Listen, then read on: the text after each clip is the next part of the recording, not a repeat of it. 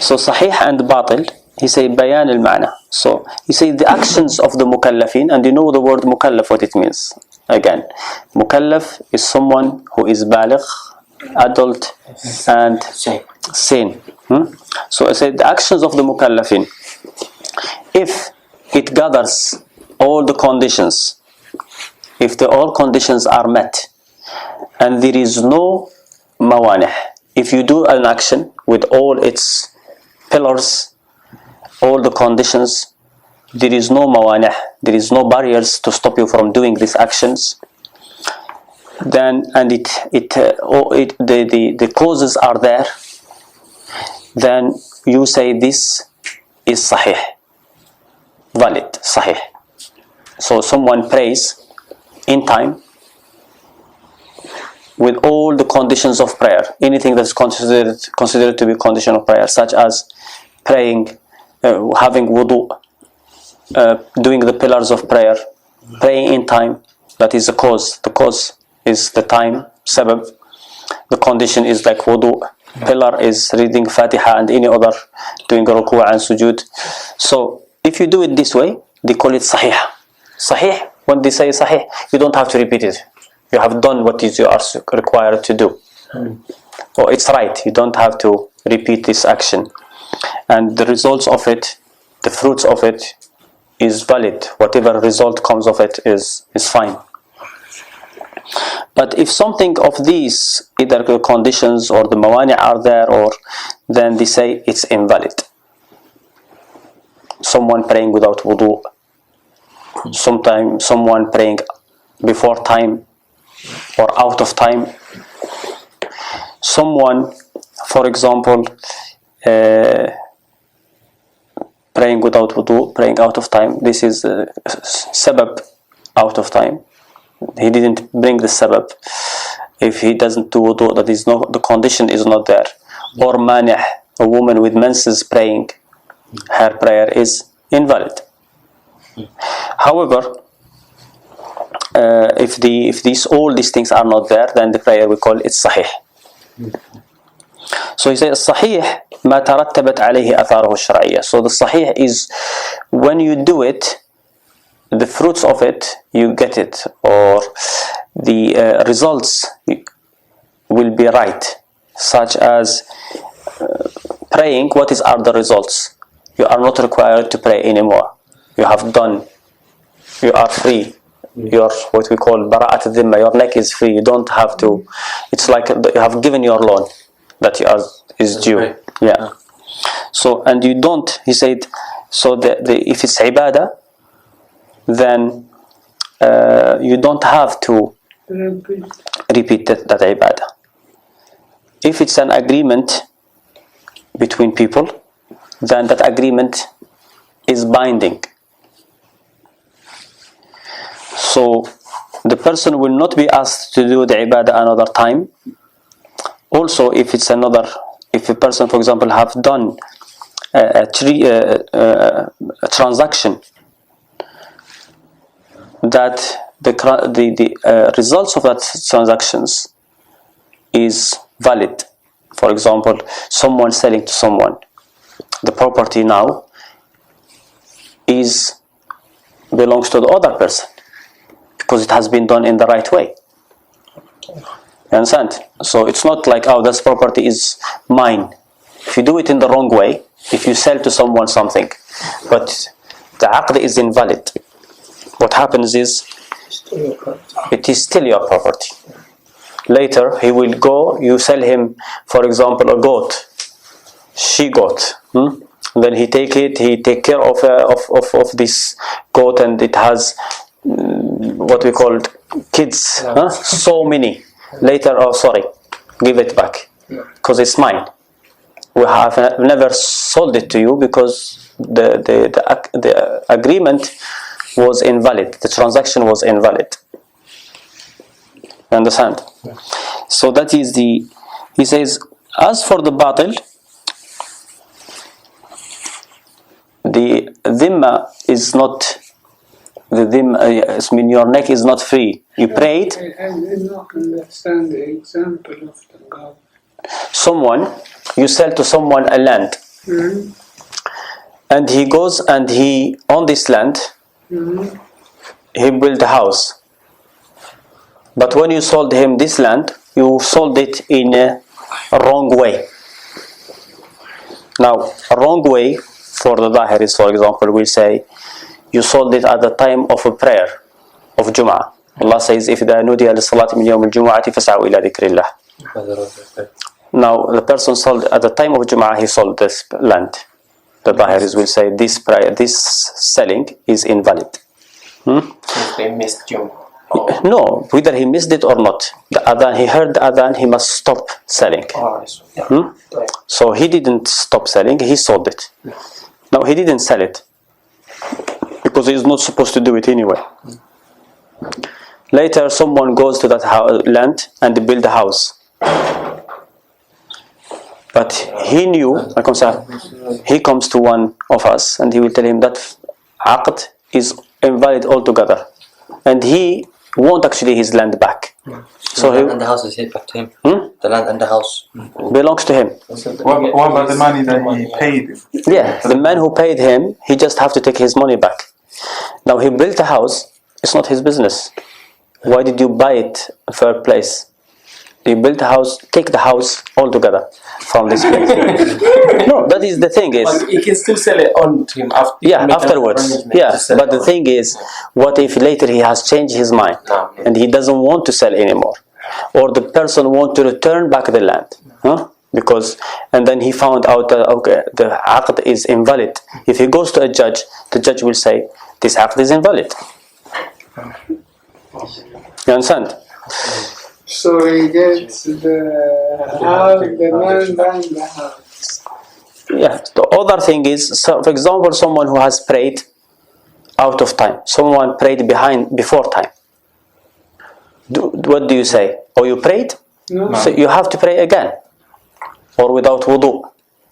Someone also who, for example, has divorced a woman, but when he divorced her at time of menses, for example. According to the majority, is valid. It's valid. Yeah. Because of the hadith of, but generally, let's say, not talk about divorce right now, because there is no time, but say marriage. Someone married the woman in her period. And not period meaning idda, menses, meaning her idda. Someone divorced the woman. She is waiting within the woman has no menses anymore, so she has to wait 3 months. Within these 3 months, someone married her, or someone died and he left a wife. So she has to wait for 4 months and 10 days. Someone married her within these 4 months and 10 days. Everybody that we know of say this marriage is invalid. No matter what happens, because you married her in time when she is not supposed to get married. Question regarding the iddah. If someone divorces, a woman. Yeah. On that period of time, the iddah, does it mean he can just go back and take the woman back? First marriage, first divorce and second divorce, not the third one. Oh, so without nikah? Yeah, you just take her and take 2 witnesses. She is considered to be his wife. Of the first and second? Yes. But the third one, he can't take her back. So continue what you're saying regarding...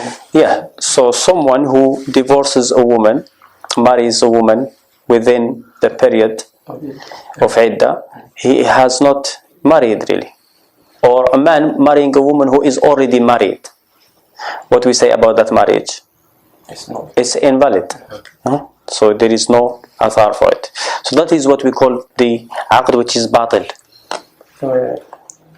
You said if a woman is in her iddah period, like after she's been divorced, if another one come and marry during that time, it's valid.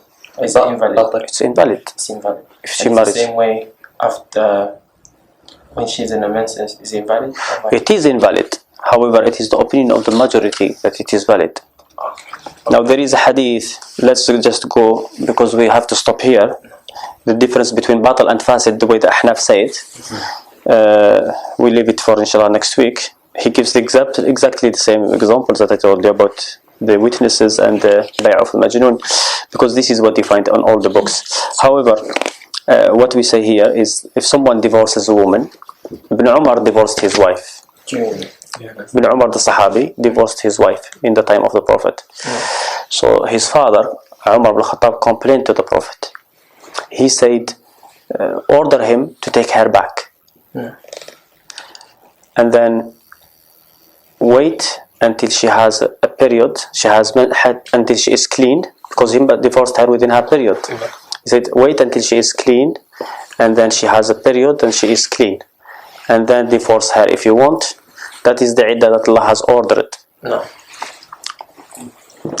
Now, the opinion of the majority, except for Ibn Hazm and Ibn Al-Qayyim follows Ibn Hazm in this, and some others, is that marriage is valid, the divorce is valid, because this hadith is narrated by Ibn Umar by about 15 people.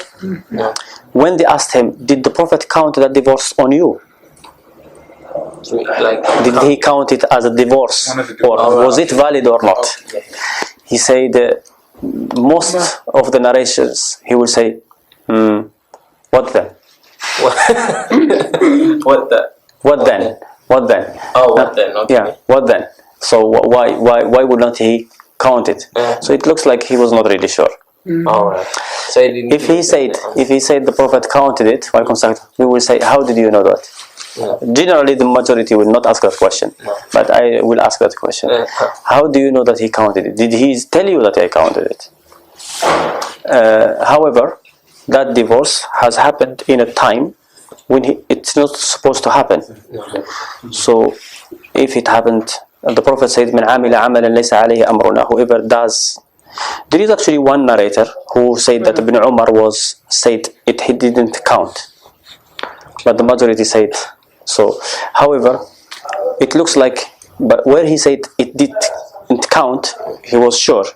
When he said what then, he was not sure, like he was hesitating. And even if he was sure, then it was that what he is sure about, he must say where he got it, how he come to that conclusion. Now what the Prophet says, "Min amila amalan laysa alayhi amruna." However, that's something not according to our matter. It is rejected. So the divorce is rejected. And if someone says it is valid, we say, why did the Prophet then, if it's valid, okay, everybody says it's haram, but it's valid. So if it is valid, why the Prophet ordered him to take her? I mean, it happened. You say that divorce happened. Alright, so he made a mistake.